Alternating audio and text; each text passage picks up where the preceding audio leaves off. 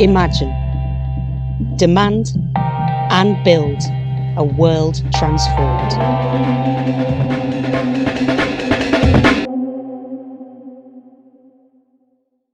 And welcome everyone. Hope you can all hear me. We may just have a few stragglers coming in. You're very welcome to Urban Utopias, which is, welcome from Warwickshire. Urban Utopias, which is an event organised by Southwark Transformed. Just to give you an idea of what the session's about, you probably already know, I hope. But what would an egalitarian, affordable and sustainable city look like? This event will explore the potential for socialist, communitarian and green utopias in city design and planning, how that potential gets blocked by the property industry and what we can do about it. We have a panel of academics and activists as we discuss these utopian visions and what stands in their way. We'll be using some visual material, some music, as you've heard, and a breakout group later to encourage everyone to participate. My friend and colleague Anne will in a moment say a few words about how the event is going to happen today. But just to say, first of all, it seems maybe a trifle odd in these difficult and really difficult times to be discussing utopianism, but actually it feels perhaps more important than ever. Yanis Varoufakis, I noticed in an article in The Guardian this week, was talking about how in the 80s, for those of us who can remember that far back, Margaret Thatcher said there is no alternative. And perhaps, you know, in times of enormous crisis with COVID and all the economic crisis ahead of us, perhaps there's no better time for us to talk about an alternative vision than now. Perhaps on the left, we too often, but necessarily, talk about defending things, stopping cuts, but maybe here is the time to actually propose a different kind of vision for the future. That isn't to say, of course, that we should neglect or the really real and huge issues that confront us, and in particular maybe in terms of planning and housing, where we face the prospect of homelessness, mass homelessness, mass unemployment and all the problems that will cause, all the problems there are with housing, with lack of repairs, unsafe structures and so on. So just wanted to clarify that. So we have a number of speakers. Just to say that there will be an event, a follow-up event to this on Saturday, October the 17th. And Julian will be posting something in the comments board about the Eventbrite and a link for that session, which will be specifically Southwark based, which will be a virtual walk in Southwark, looking at what's great and what's not so great. And we hope that you'll all want to join us for that, and we welcome you very much to do that. Obviously, this is going to be an event which is going to be comradely. Everybody's going to be nice to each other. I hardly need to say that, but just to emphasize that, and enjoy the event. And I'm going to hand over to my colleague, Anne. Hello, everybody. So it's Clive and I co-chairing this event. After our four speakers have spoken, so I'm going to introduce them all just by name now, and hopefully they can all wave to you if you can see them on the screen. Marion Roberts, Owen Hatherley, Bob Colenutt, and Harpreet Urgela. And all of them have some connection with Southwark in one way or another. Although we'll be talking about utopias beyond the boundaries of our borough, they all have some kind of link. As Clive's already mentioned, once the four speakers have spoken, you will all be put into breakout sessions. And there'll be a facilitator, and most of the sessions will have one of the speakers in. And then we'll all come back together and have a brief plenary session. So we're going to start off with Marion Roberts. Marion's an activist in her local Labour Party, and I'm very happy to say she's in the same branch as me, so that's always a pleasure. And she's also active in Jewish Voice for Labour. But what's particularly brought her to be a speaker today is that she's an emeritus professor of urban design at the University of Westminster, and she's authored and co-authored a number of books and articles on urban design, the nighttime city, and on gender and urban planning. So over to Marion as the first speaker.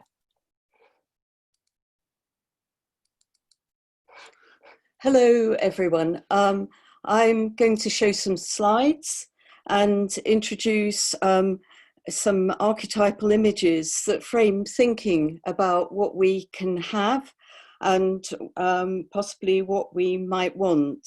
Some have been created by activists and others by architects and thinkers. And I also want to show how progressive ideas can be rebranded as dystopian. I've identified 4 themes really, which are present in most of the examples, but some of them are more significant. And these are technology as an answer to societal problems, environmental or green approaches, and communal or community approaches to ideas of utopia. But I thought it was important to point out how this division between the country and the city has tended to frame the way we think about cities.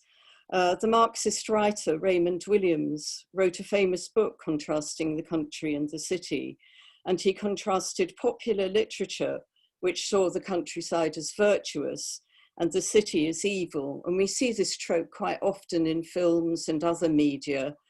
And it's something that we have been challenging. And under New Labour, there was a series of programmes to put more funding and to raise the image of city living and urban living. But if we go back, some of these slides I'm going to show historical ideas. The idea of the garden city has been particularly important in the UK. Ebenezer Howard, who wasn't an architect or a planner, but he had a vision of a town that was neither countryside nor city.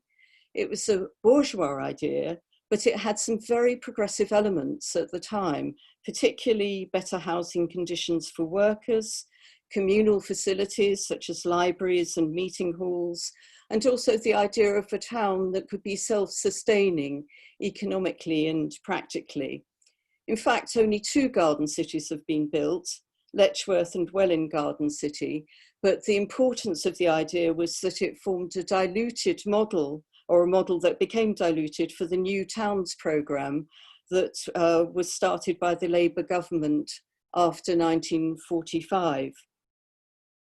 Another set of images that is really archetypal is that of the ideal city, which comes from the Swiss architect Le Corbusier, again a 1920s idea, and not essentially progressive, but it did promote new technologies, such as cars, planes, concrete, steel, glass, and again, this emphasis on better housing conditions with light and air and greenery.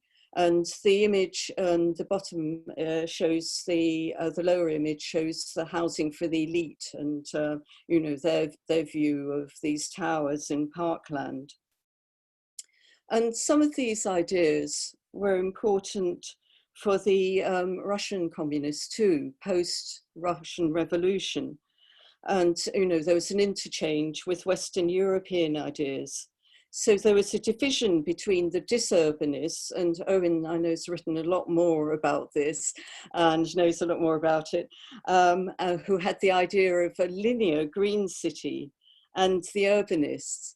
But one of the key ideas of Soviet-style urbanism was that it would create a new type of citizen. So there was this idea of architectural determinism, if you like, so that not only would the urban environment be transformed, but social relations would be transformed.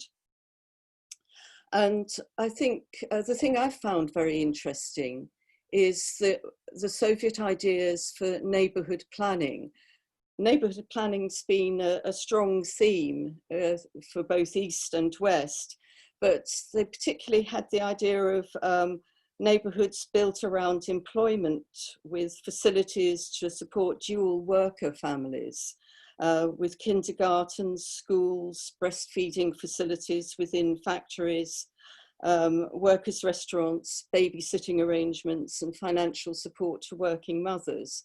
The reality wasn't actually built as it might have been, but I think this idea of having a city that of neighbourhoods with facilities that are very close by is something that has continued into progressive thought, and we're now finding that eco neighbourhoods, the idea of making everyday life easier is taking hold again.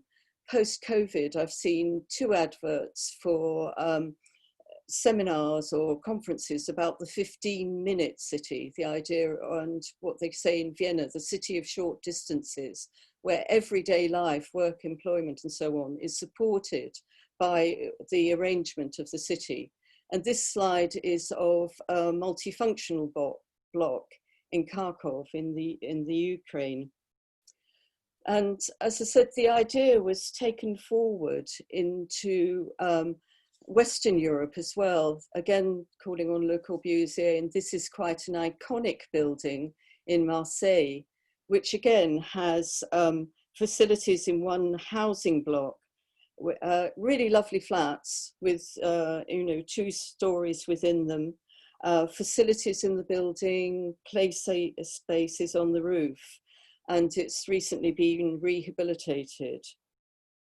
So there are some of these utopian ideas in this modernist style, but it frequently gets rebranded as dystopian. And it's been particularly keen for us in Southwark, this rebranding. This is a rather blurry slide from the Channel 4 news card, which used a big housing estate, 60s, 70s housing estate in Southwark. And the residents were really, really annoyed about the way that, washing had been strewn across, and it showed it looking all dirty, as an example of a dystopian vision of city living. But if we say that modernism was inspired by the potential of new technologies, of glass and steel and concrete, and these very tangible types of technologies, nowadays people are getting very excited by the more intangible elements of new technologies, of the idea of smart cities and the Internet of Things, so that you can have driverless cars that might be controlled, drones to deliver parcels, and it's all about a sort of hidden infrastructure that can coordinate in a progressive ideal, but also has a dystopian element in that it might encourage surveillance and knowing what you're up to. And this slide is of a green city that was proposed by a very famous firm of architects, Foster's, and has been partially rebuilt in Masdar in Abu Dhabi, the oil city. And it has driverless cars below the podium. It was an elite city for researchers, science and technology. So that's one of the ways in which green ideas can fuse with technology, high density living. But this is a more local example from Leeds of a communal experiment in self-build, straw bale building with a modular system. And it's a different vision of a community with lots of shared space, communal cooking and eating, guest rooms, and again, finding a different way of living together. And as this is a more low-key activist example from Yorkshire as well, which is obviously the place we should all go and live instead of Southwark, and, where residents have got together and they grow food, fruit, vegetable, herbs in the whole of the town, in the police, outside the police station, in the churchyard, at the railway station, and it's for everyone. And, you know, it shows what local activism can achieve without necessarily having to have huge amounts of investment from big property companies or anything. And I finished a bit early, which is good. I'd like to finish here of the examples of one from Zurich, which actually has quite a lot of co-housing. And it's a co-housing scheme. It has lots of communal facilities. It's in the inner city. It's built above a tram station. There's even a communal library within the development, and you can see the children's play area, the communal gardens. I understand they do some income sharing within the cooperative. And they also, it's carless, a bit like Lilac and Leeds.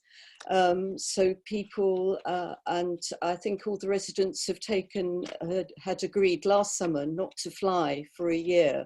And that was part of their commitment to this ecological way of living. So to conclude, I hope that some of these slides might have inspired you to think about what you want in your cities or in your villages or your towns, and about the choices that we might want to move towards, or the range of choices we might want a utopian set of relations to have. To think about whether we want a primarily green city, whether we want it low density or high density, what we feel about the smart city, the Internet of Things, and also the extent to which communal facilities are desired and who they should be provided by. Should they be self-run or run by the state? All these questions, I think, are still up for grabs amongst left-wing thinkers. Thank you. Thanks very much, Marion, and thanks very much for keeping to time. And yeah, so I'll hand over now to Clive, who's going to introduce our next speaker. Yes, thanks, Mary. Lots of food for thought there. Our next speaker is Owen Hatherley. Owen Hatherley is cultural editor for Tribune and is the author of a remarkable number of excellent books on architecture, cities and political aesthetics. These include Trans-European Express, Tours of a Lost Continent, Landscapes of Communism, A History Through Buildings, and the forthcoming Red Metropolis. Over to you, Owen. Thank you.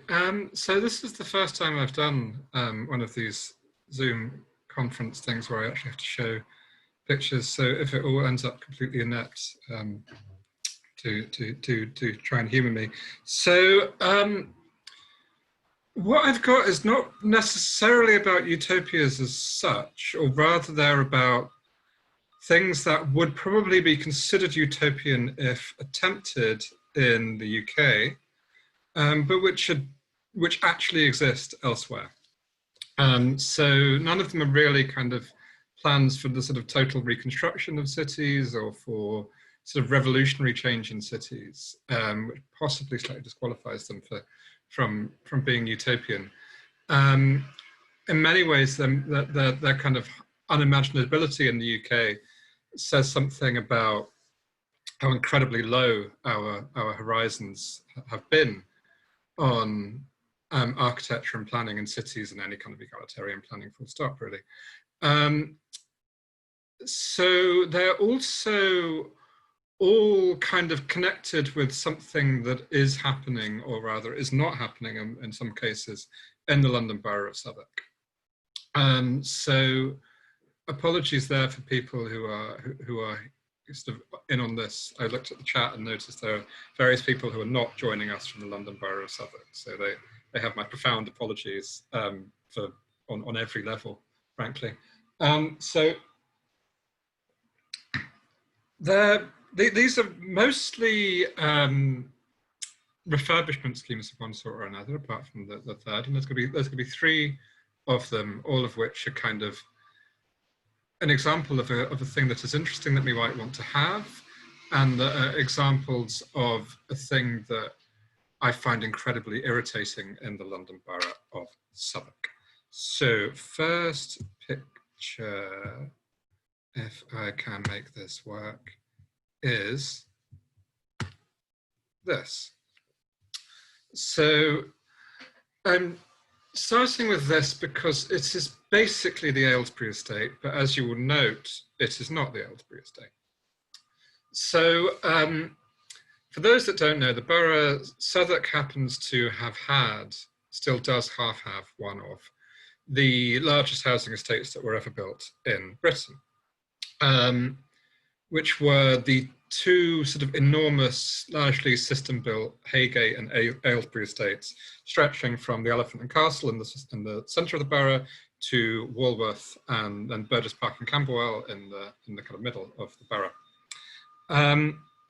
These were generally based on a kind of very, very watered down version of the sort of Le Corbusier schemes that Marion was showing. So you got plenty of light and air and openness, but a lot of the other things that came with it, sort of roof gardens and, you know, sort of internal streets and greenery and, you know, fancy concrete sculpture was absent. But the basic ideas were fairly similar. And it's fairly sort of notorious in the borough that what's happened with those two estates. The Haygate no longer exists at all. I think I've not checked recently. There was at one point still one surviving walkway, just like over one road, and that was about it. And it was replaced overwhelmingly with market housing, which was in no way affordable for the people that lived on both on the Haygate and in the surrounding area in Walworth Road and the Elephant Castle, with the fairly explicit aim of changing the demographics of the area for reasons that were kind of justified at various ways at the time, but no one really justifies now, which is good because they were wrong. The Aylesbury is sort of at the first stages of a scheme which would demolish original buildings, which has sort of changed various times over the years. The current plans are a lot better than earlier plans. As ever, the proof is in what actually happens. But I wanted to contrast them with the recent work of a pair of architects based in Paris called Anne Lacaton and Jean-Philippe Vassal. Comparing London and Paris, I think, is always fair and good. In terms of the urban area, they're both have roughly around 10 million people. They're both been around for a very long time. They both have a lot of social housing.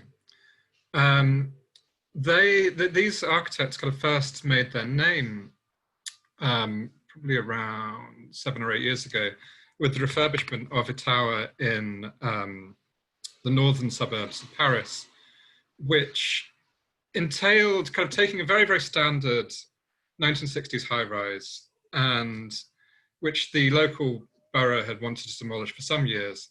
And rather than demolishing it or selling it to a housing association or selling it to a developer or what have you, or decanting the residents, what they actually did was made the flats larger, added an extra wing of council flats, and kept the rents level, and no one got moved out, which is extraordinary that they kind of got away with this. And you sort of see what I mean here, sort of thing that would seem utopian here, but is actually kind of the bare minimum we should expect. That was with a single tower, and much more ambitious was what they then went on to do, which was for a scheme called the Grand Parc in Bordeaux, which is what you can see in this picture.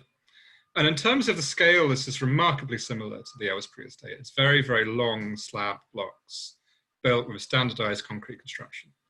And much the same things were done. Nobody was moved out. The rent stayed the same. The flats were made bigger, and new flats run by the council, let by the council, were built. The results ended up winning the Mies van der Rohe a couple of years ago, was a European prize for the best modern building of that year, I think for 2018 this was. And I was once, I once kind of was in a talk in Berlin where Jean-Philippe Vassal, one of these two architects, was in attendance, and I sort of sought them out and kind of hassled them after and was like, how did you get away with it? How did you manage to do this thing? How is it that these local authorities in Paris and in Bordeaux would let you do this? Because if you tried this in London or Manchester, people would look at you like you were an alien. And his answer, which was intriguing, was cost, purely a matter of cost. We convinced them it was cheaper. We managed to convince them that it would be cheaper to refurbish, to use the standardized components so that the kind of new additions to these are equally standardized as the original buildings. And then you wouldn't have to go through the trouble of decanting people, decanting them into new flats, having the council waiting list taken up by a whole load of people who otherwise were decently housed. You know, we convinced them it was greener because obviously you'd have to demolish all of that stuff, but mainly it was purely convincing them it was cheaper. And one of the kind of implicit questions of these three is that I want you to kind of think about is, what are the reasons why this doesn't happen here? And I think in this particular case, one of the reasons we're told that these sorts of things don't happen is that it's too expensive. And given that this is empirically not the case, we can think about the actual reasons why this does not happen. Right, I am now going to go for the next one. There we are. It all seems to be working so far. This one's a bit more out there.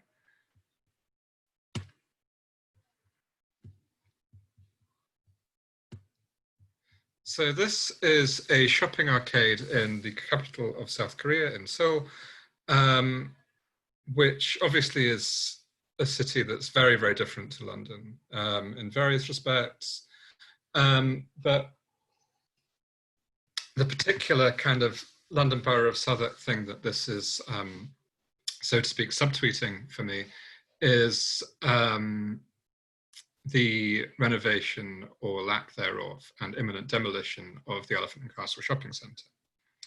So again, in both cases, we're dealing with a very similar typology. So the Elephant and Castle, for those who don't know Southwark, you have a 1960s shopping mall on multiple levels, which gradually sort of ceased to be a kind of chain store shopping mall. A couple of chains did hang on, and gradually became full of much more community uses, famously, particularly of the local Latin American community. And it has an office block on top of it. And then kind of in front of that, it has a connection to a tube station on one side and a railway station on another. So it's what they called in the 1960s a megastructure, of which various were built, which were usually these highly complex buildings in which you would get kind of sandwiched levels of retail, sometimes industry, housing, offices, and transport, all kind of built into these single integrated things. So this example in Seoul was built around the same time as the Elephant and Castle shopping centre in the mid-60s. And you again have this kind of multi-level shopping arcade. You have a block on top, which in this case was of housing rather than of offices. And you had a sandwich in the middle because this was Korea in the 1960s when it was becoming one of the world's major industrial powers. You had factories, you had small light industrial workshops. What it has in common with the Elephant and Castle, as well as this, is the fact that for decades it was proposed for demolition. It was widely portrayed as an eyesore, as a failure, as a place you wouldn't want to go, as a place that was sinister and dilapidated and horrible and so forth, particularly by press, but also by government, both local and national. There was also a similar question about its proximity to the centre of the city. This idea that did you want this kind of gigantic slummy structure, you know, right opposite, in this case, a medieval shrine, or in Elephant and Castle's case, you know, a 20-minute walk from the Houses of Parliament. So what happened in the Elephant, we all pretty much know about. It was sort of gradually run down, dismantled, and will, I imagine, be demolished finally in the next couple of years.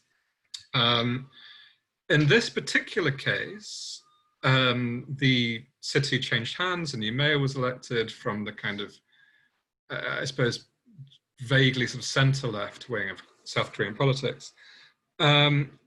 And the place was basically left as it is. There was a decision that rather than demolishing it and building kind of what would have been sort of luxury retail and luxury flats, they would instead keep it as this kind of mix of workshops, quite affordable housing, and sort of strange retail. One of the main things that they were selling there when I visited was that they were kind of taking old 1980s and 1980s, 1990s arcades and kind of fixing them and selling them to people for nostalgia reasons.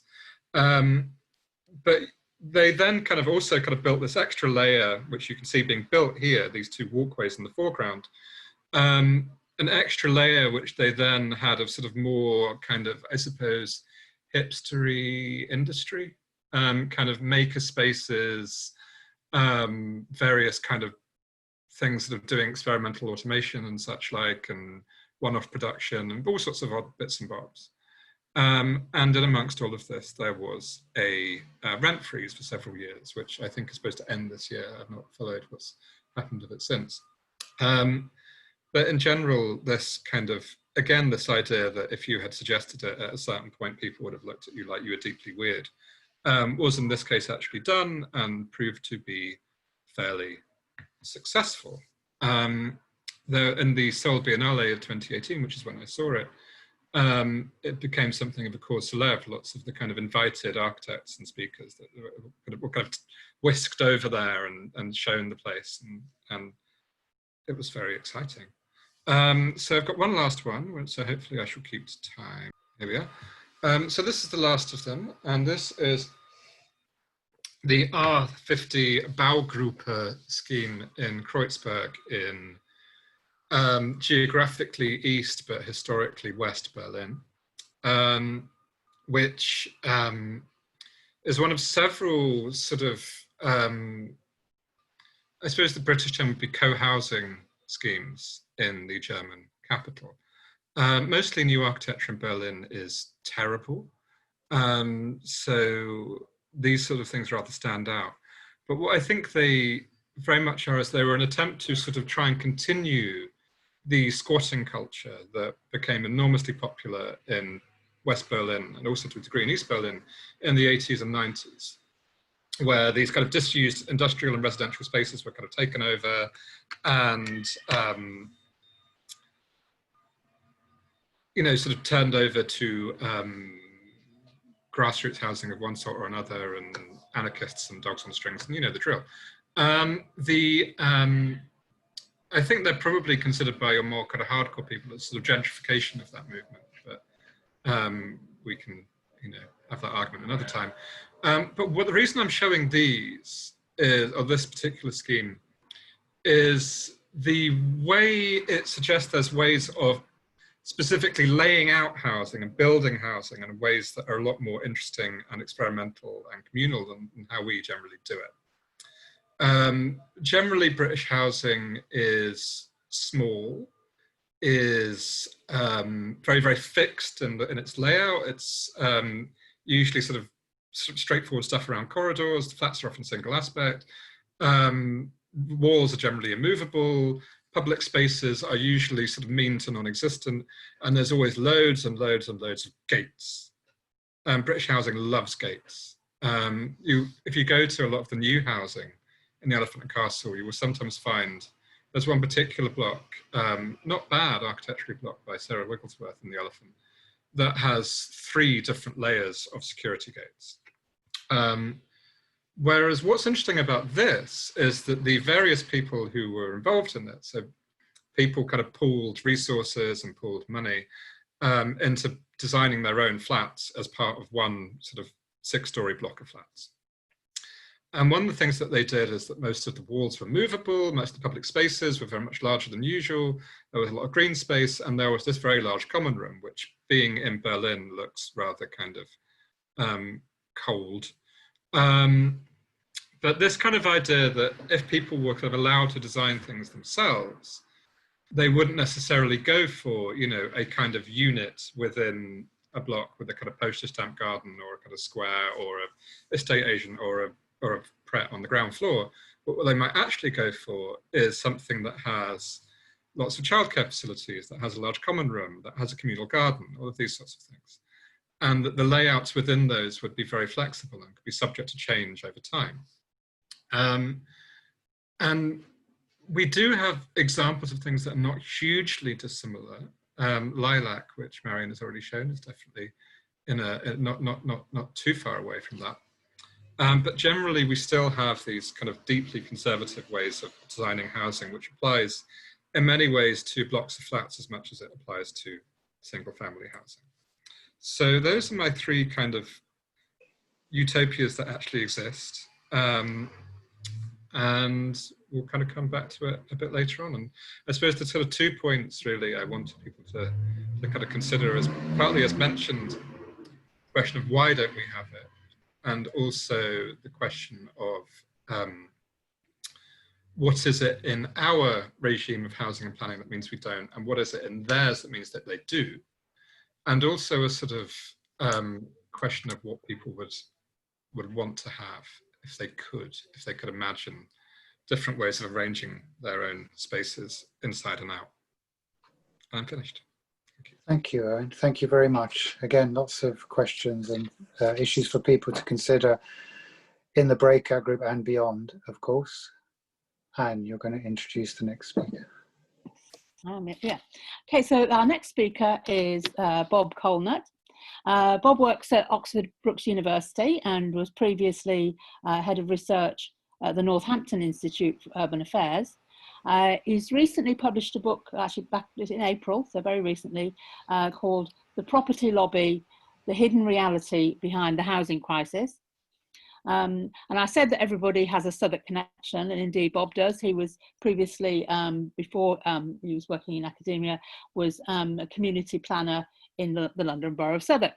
So welcome, Bob. Thank you. Hello, everybody. Very glad to be here. What I want to talk about is really following on really from what Owen was talking about. Is what are the barriers to radical futures or radical presence for the city in the UK? Why does it seem that radical urban visions are undermined, frustrated, or never get off the ground? Why, for example, have the new towns been undermined? Why is the planning system at this moment being dismantled? Why is there so little social and affordable housing? Why is community-led housing development only a struggling niche? Why have European planning and land systems been ignored despite countless visits and positive write-ups? Why do communities feel they have no control and no meaningful participation in planning and housing? Why has this been the case for decades, despite endless reports and commissions about the housing crisis? Let's be clear, this is not just about the fact that there have been Tory governments or bad planners or architects, although they don't help. I think it's due to vested interest in private land in the UK, which creates deep resistance to public or community ownership, which can make radical alternatives possible. In other words, unless there is public and community ownership, I don't really believe you can have radical alternatives. These vested interests operate through a powerful lobby of landowners, investors, politicians, and professional bodies, especially the Royal Institute of Chartered Surveyors. And they have support inside HM Treasury. These interests have extraordinary access to power. They lobby government with ease on land and property, on taxation, land compensation rules, on economic policy, on housing planning and land policy. And compare their influence with the vigorous campaigning of groups like Shelter, Generation, Rent and Crisis, that in comparison have no impact on government policy or the Treasury. These interests fund the Conservative Party and other parties when it suits them. They have access to the press to promote attacks and disinformation on quote-unquote left-wing ideas on land and property and taxation. What's the result of this? It's a property-led economy based on extraordinary high land values and property prices. There is a continuous reduction in public and community ownership of land. There's a lack of transparency about who owns land. Much land in this country is not registered, while the planning system is being undermined. Radical ideas about sustainability, climate change, and healthy cities, which are essential for any utopia or any kind of radical vision, are consistently undermined or watered down. There is demoralization of planning in local government, combined with massive outsourcing of planning to private consultants. And then, of course, there is rewriting. This has been going on since the 1980s, rewriting the planning rules, land and investor vested interests. So this is a massive obstacle and a barrier, and it's getting worse as these interests become more powerful and more agglomerated. What can we do? Firstly, I believe we've got to expose, investigate, educate, and call out this lobby of interest quite specifically. Very often we just see the surface of these things, planning consultants and so on. We've got to go behind that and call out the real power behind land, planning and land. And we've used legal action against the property lobby to expose their practices. Secondly, we must exploit the contradiction that while supporting further deregulation of planning, many of the property lobby also want to protect their own greenfields and villages, and even belong to the CPRE. Thirdly, we must press on with urban, however difficult it is, we need to press on with alternative urban visions at the local and national level, visions that take land out of the speculative market. Unless we can take land and buildings out of the speculative market, we can't really further alternative visions. Finally, we must fight back by supporting anti-property lobby politicians, because they do exist and we need more of them, and supporting community housing action. Thank you.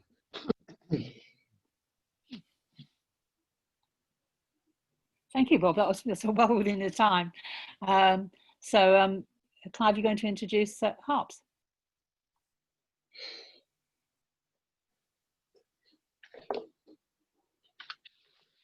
Just bear with me.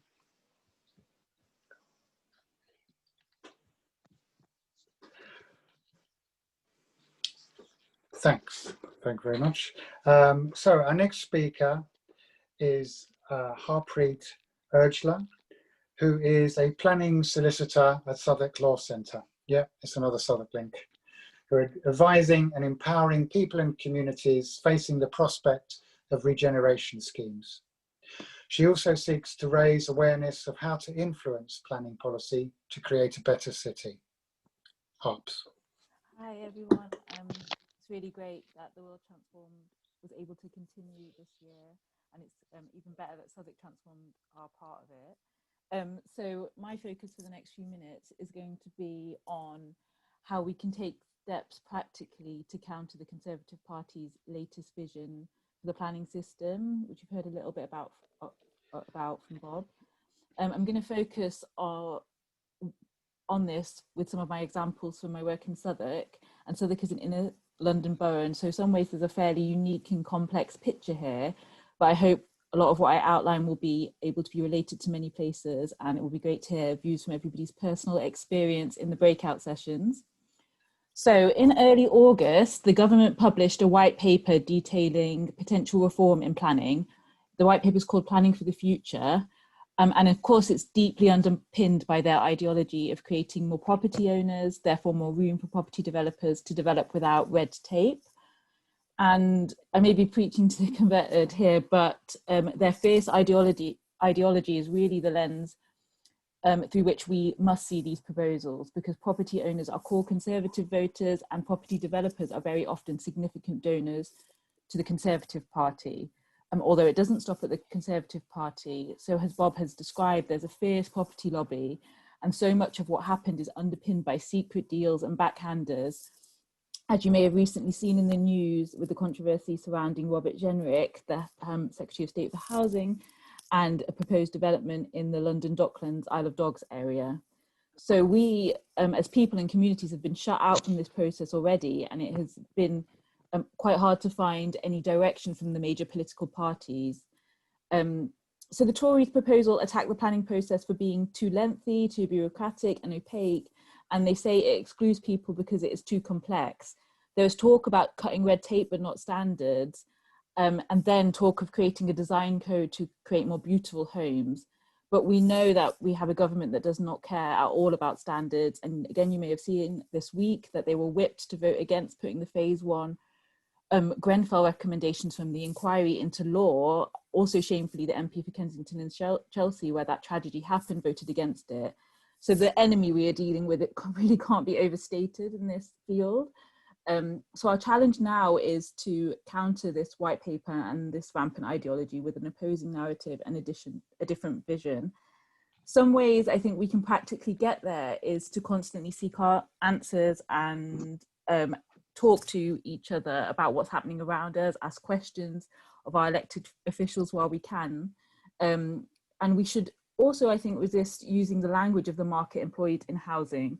So, for example, constant use of the term housing crisis, when we know the crisis is one of capitalist markets not being able to meet the objective of need in supply and demand terms, and how they are being distorted to deliver more dividends to shareholders of development companies. So this allows neoliberal politicians to call what we have a crisis so they can swoop in and take advantage of it. The whole maxim, never let a good crisis go to waste. So let's just talk about what we want instead. Let's not talk about the market, and then we may be able to fight to get it in the same way as we do for health and education. Because obviously having a good home and a place to live and work, whether your work is inside or outside the house at the moment, really is the most important thing to your overall physical, mental well-being. So one thing I have been involved in the past 6 months is talking to residents in Southwark about plans to build on different estates in the borough. And you can imagine what comes up in conversations. People actually largely favour low-rise development with outdoor space outside their home and communal spaces not far away, also with amenities close by and options for transport of different varieties. So because of coronavirus, we've seen a huge campaign in London to get more people cycling, but this needs to be carefully underpinned by infrastructure to help people feel confident about doing that. And some estates where there's potential development, say to add more homes, have been able to get together their own manifestos detailing what they value about where they live and how they would like to see it improve. And that is like a blueprint for liaising with the council about that. We have also managed in this time to raise awareness about the number of empty homes in Southwark, which has the highest number of empty homes of any London borough, sort of classed as long-term empty. I think it's over 6 months. So this is, beyond saying this is really unacceptable, we have tried to suggest ways in which they could be occupied, such as through community-led, cooperatively run housing and spaces, and also the option of taking back control by the council through compulsory purchase. So that's where they buy out any other interest in the building so they can put it back to use for public good. Clearly, how this is financed is a big hurdle, but I think Haringey Council have put forward proposals to enable their council to do this. So first we have to have the belief, I think, in our ideas and that they are infinitely better than lots of empty developments across the city. So we might want to start with a blank sheet of paper or maybe the layout of our area and ask ourselves what we would do with the space to enhance it. There will obviously be competing interests, there always is in our discussions, but compromises can be made to enhance the greater overall public benefit, because again, it's going to be better than empty homes in gated communities, which we're just seeing springing up in Elephant and Castle, particularly where I live. There are a couple of alternative proposals being put forward with some of the campaigns I work with in Southwark. One is the result of the campaign around the Elephant and Castle shopping centre, which for a few years has brought together activists under the Elephant campaign, a local charity called Latin Elephant, and the Southwark Law Centre where I work, to try and get the best deal for traders and people living in the area currently. The shopping centre is due to close in under 2 weeks, and a big property developer, Delancey, major donor to the Conservative Party, is going to build flats for rent and new retail space. But over 40 out of the 97 traders don't have alternative space. So they have got together, a lot of them are market traders, and had help from a local architect and designed a proposal which would help them relocate in a different area of public space, actually mostly owned by Transport for London, in part of the central area around the Tube. And they're taking this to City Hall to present to the Mayor this week. I've also worked with a small community of berth holders, so people living on boats in the northeastern part of the borough, and they've been threatened by potential outside development for around 15 years, possibly more.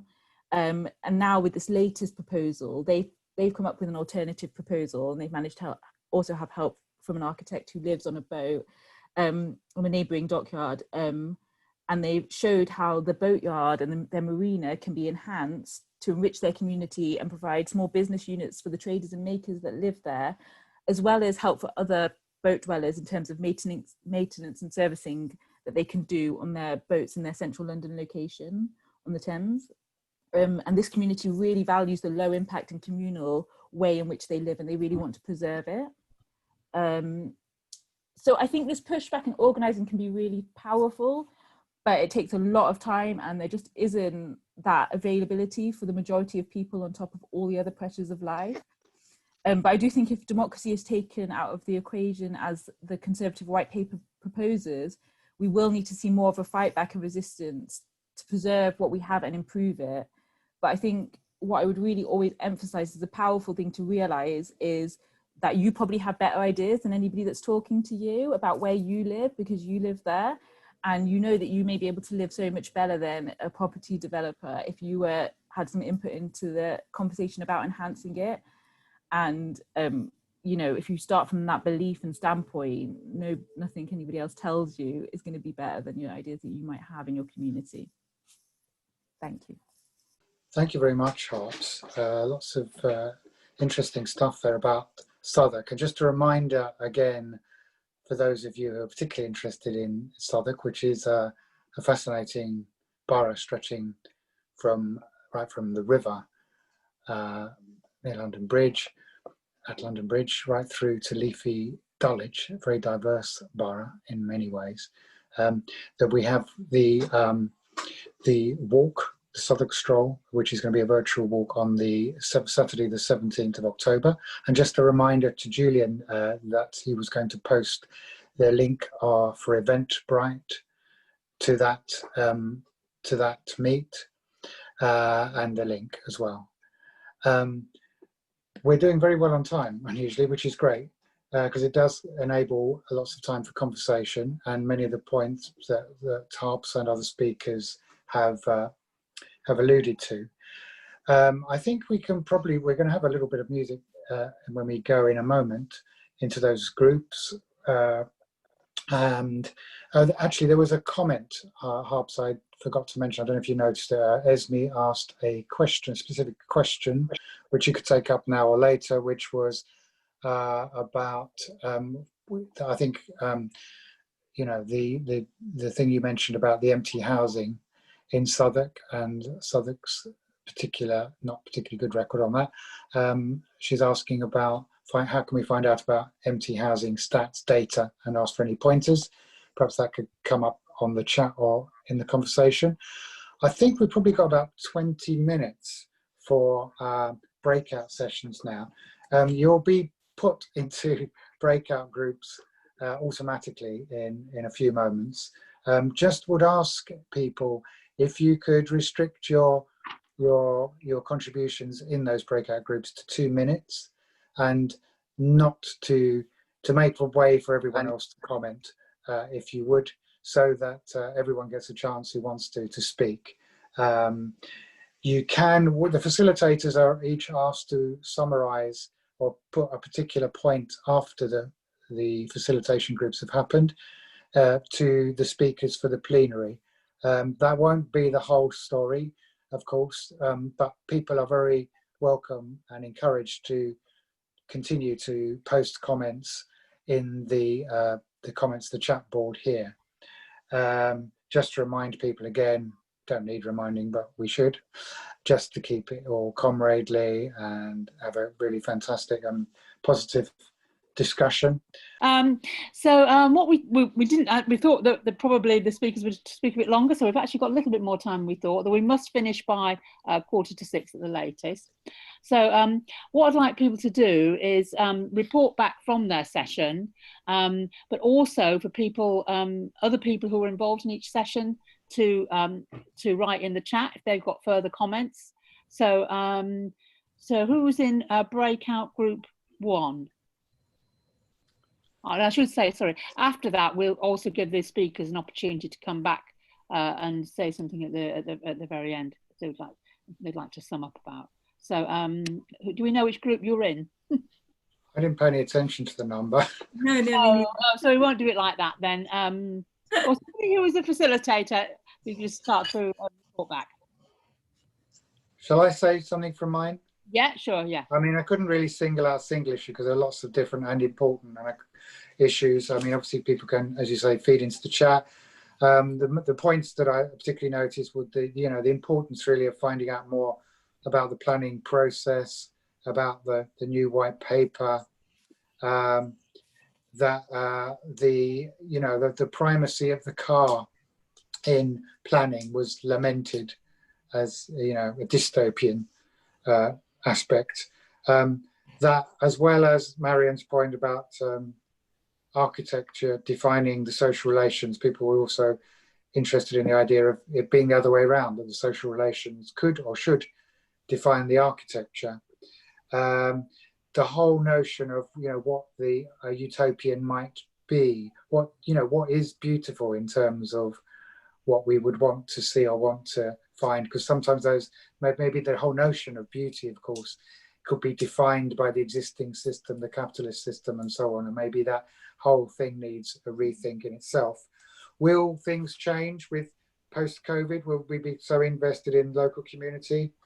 The right to the city to be involved in the decision-making process was really held to be prime, about taking back public space, whilst there's a shortage of public space which is contested, and the role of housing co-ops formally was raised as an important feature of how there was some kind of local control over housing resource previously, and I think people would welcome that back.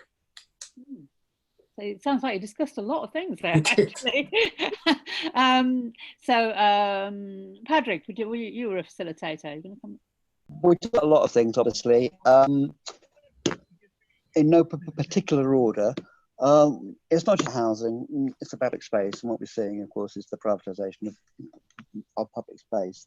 The great example in London is City Hall, where if you have a demonstration outside or a lobby, then you have to move on because it's private land, even though it's the home of London-wide government. The comment from Glasgow made a very good point, is that we need to integrate our views and planning and the urban environment with, so I think that's absolutely key. Yeah.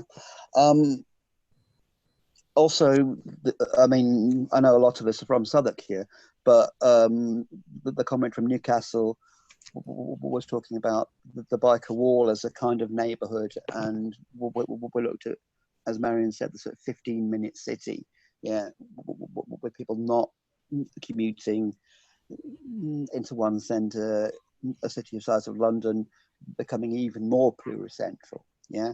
And what struck me, I think, in terms of our discussion, is that it is possible to run a successful campaign in many ways. Owen raised the Haringey redevelopment vehicle, which was stopped as a result of political pressure inside the Labour Party.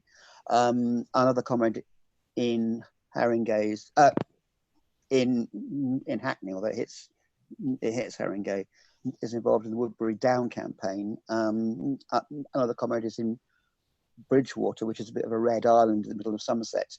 And similar things, of course, are going on in all four nations of the United Kingdom. I think, just to conclude, there seemed to be general agreement about formulating a people's plan, which would start to involve people in what many people see to be quite a mysterious planning process and actually put through an alternative vision. I'll leave it there. Julian, would you like to report back from your group? Yes, I certainly would. I mean, we've covered some of the ground that the other people covered. One speaker made a very important point that we're going to need to adapt our cities to climate change, and that necessarily includes social justice. We talked about the 15-minute city and democratisation of planning, that communities should shape their own environment, which I think is similar. A comrade from Manchester was talking about how we should perhaps reclaim the skyscrapers that are being built there and perhaps take over the top floors, so we're looking downwards. Carless cities were mentioned. One speaker made a point about that what happens to the retail spaces that are dying is going to set down a marker for what's going to happen in our society in the future. Utilities should be collectively owned and managed. The stress of badly designed cities, that a comrade from Greece talked about the occupations and creating self-governing communities, and that if we're going to have socialist cities, we should reimagine them. I think that's oh, and of course the few protections you have when you're a renter these days. Thanks very much for that. In fact, I don't think we were mostly from Southwark. In our group, we certainly had people from lots of different places. So Dee, would you like to report back from that group? Yeah, we had actually quite a practical, if not slightly depressing, conversation around the challenges to constructing kind of co-housing solutions, and we were really fortunate to have a representative from Bristol and Edinburgh, and they both kind of talked about, I think in Bristol, I hope I've got this right, but the planning of a kind of co-housing unit has been going on since 2001, I believe, and they haven't actually started building yet. The land was eventually purchased in 2009, and they plan to start building this year, hopefully, possibly next year. So that just shows how complex and difficult it's been for them to sort of work through the various barriers and blocks to this, both legal and governmental. And our colleague, our comrade in Edinburgh, commented on the same. You know, the purposes of this being intergenerational, intentional, sort of community setting, and it's been this sort of solution to housing has been misused by all political parties as this kind of housing as an economic, as an engine of change, as an engine of sort of economic wealth. And of course, we've moved very far away, as we have in other areas like health and education as well, as housing being a need, something that individuals need. And so this has made things, I think, very complex and very hard for sort of groups around kind of co-housing to kind of push forward. So I think this probably reiterates points that have come up in the other conversations around understanding the planning process. And I think one of our group mentioned how important it is to have sort of political heft behind you. So getting those councillors and getting those sort of representatives behind you and sort of really sort of pushing this agenda forward. We're also very fortunate to have a comrade from Austria who talked about Vienna and the Seestadt Aspern complex, which Marion knows much more about, and I think we can put around a website looking at that, or at least a link to a website looking at that. But yeah, that's like a very interesting looking sort of unit, 20,000 units, which is, you know, has good transport links, looks at employment, and is kind of like a hub for sort of local community and activities. And so that might be something that we want to look at as a group in terms of modelling things like this as we go forward. And then, of course, you know, the kind of positives, the benefits around co-housing, which, you know, as we all know, but it's probably worth reiterating, you know, combating loneliness, encouraging social interaction, and, you know, reduces those pressures of healthcare provision for both younger and older. So, you know, we know the benefits to this. It's just something that's been made terribly difficult for us to achieve. So working together to kind of do that is definitely on the cards. Okay, thanks, Dee. And finally, Dominic's group. So we raised a lot of interesting and important questions. The one I'd pick out is the observation that living in contemporary London, every time you go outside, you have to pay for everything. So we have this kind of transactional relationship to interacting with other people in public space. And this particularly disadvantages young people. So we need more zero-cost options for the use of public space, but where we're going to have a transactional relationship, but pay for meals or cups of coffee or whatever, it would be great to have a choice of social and economic relations in that. So, you know, a choice to go to a socialist cafe or a anarchist cooperative restaurant, or you know, whatever, more small scale non-profit enterprises and more zero cost options for the use of public space. Oh, that's a different point. Right, so we've got very short time left. So I'm going to ask each of the speakers in turn if there's anything they'd like to say. If you could just try and keep to about a minute. So Marion first. So many things I would like to say, actually, but I was very enthused by the co-housing that was discussed in the Breakout group, and the way that provides a different model. But what comes over is that if we're to change, actually have that kind of impact, it's almost like we've got to change the entire capitalist system in terms of the property lobby. So I think some of it is capturing Labour politicians and trying to say to them, you know, this isn't some obscure topic. It's actually really, really important, relates to so many aspects of everyday life. And I think there is an opportunity with COVID to start, just post-COVID, to start discussing alternatives. And because we are actually having to change the way we live, whether we like it, you know, because of the virus. Thanks, Marion. Owen, have you got any comments to make? I sort of also want to respond to one of the questions on the chat, which was about setting up alternative plans, because I suppose the crucial issue in any city in England and Wales, at any rate, is that pretty much everywhere apart from Stoke-on-Trent is run by the Labour Party. Every city in the country, more or less, has, like, big city over like 300,000 people, has mainly Labour MPs and has a Labour council. And you have within that obviously a government that is bitterly hostile.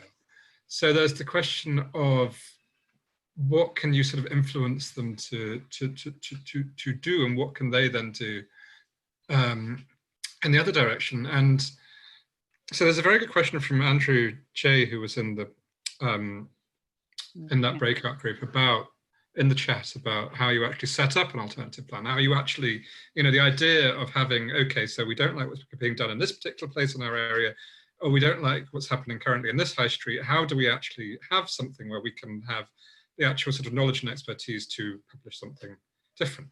And that's much more easy to do in somewhere like London, or particularly somewhere like Southwark, where there are actually a shitload of middle-class professionals that do work in architecture and in planning, who can be politically sympathetic, you can kind of bring on board. But that's not the case in a lot of the rest of the country. And I think that's where councils themselves can often come in. I mean, lots of people will already know about the GLC in the 1980s and before they were abolished, which is what happens frequently when you have these sort of clashes between cities and government. But they had this particular kind of idea of, you know, putting council expertise at the service of campaign groups and at the service of local communities.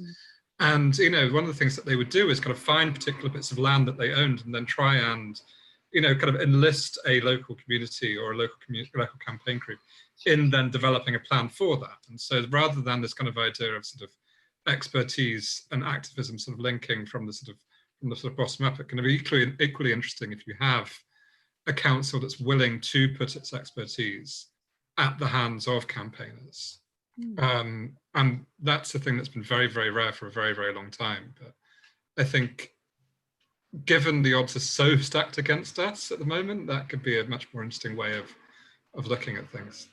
Right. Okay, thanks, Owen. Bob? I really agree with what previous speakers have said here. I think that, you know, exploring and talking about alternatives is really, really important. When COVID hit, there was an incredible outburst of people saying we need to reimagine everything. I remember Keir Starmer said we need to reimagine the economy. I thought, my God, we're onto something here.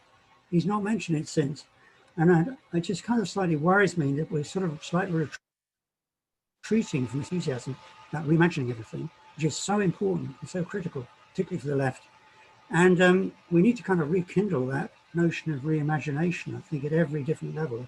As you say, people's plans, alternative proposals about land planning and so on and so forth, as bold as possible.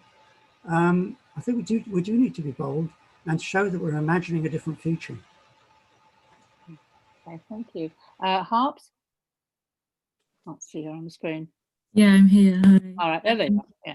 Yeah, no, it's just been a really great discussion. So I guess to add to the points that have been raised, well, it's really unfortunate that Labour hasn't had, even under sort of last leadership, a really sort of radical housing shadow secretary, but maybe we'll get there. Another thing we're sort of doing in Southwark, to pick up on some of the points that's been raised, is tying this recovery from COVID and also just the abject doom of the climate crisis into discussions about planning. We're having an examination of our local plan in January, and that's actually out for consultation again here. And I've been trying to encourage people to engage, if there were, in general, but just saying that, it's connected to everything. I know there's been some discussion in the chat about environmental adaptations and things like that. And at the moment we're doing a big campaign, and politicians have got on board with this, but it's all sort of, words at the moment of zero carbon from now, like genuinely zero carbon. You hear a lot about carbon offsetting, but why does it now going forward need to be that way? And in Old Kent Road, where there's a lot of development, there's been talk about now future plans, but this might be 3 or 4 years away. It will be zero carbon. There should be no carbon offsetting payment. So if it can be done, then it should be being done now. So I would just encourage people to think about how everything that they're thinking of can be achieved perhaps through this planning route as well, because it's part of everything. Yeah, it's important linking up with climate change. We've reached the end of the session now, so I'd like to thank all the speakers and everybody who's participated. Before we go finally, I don't know, Clive, if you want to give another quick plug for the walk, which is associated with this. Yeah, I've used every opportunity so far. Julian, thank you. Just put it up again, I think, for a bit more in-depth stuff on Southwark, actually, because it will be a virtual walk in Southwark. We're hoping, lots of it's still in progress, but we hope to hear more from the people who are involved, activists who are involved in the Haygate estate, including Jerry Flynn. It'd be good to hear, hoping that we'll get to hear from the Latin American community there too. So it's going to be a wide-ranging virtual tour. Should be a lot of fun, should be some music, should be discussion, and there will be discussion, and I think it'll be interesting to you all. I hope so. Please do sign up. Okay, I think we're going to play out, Julian, with a number from Björk, which is called Utopia.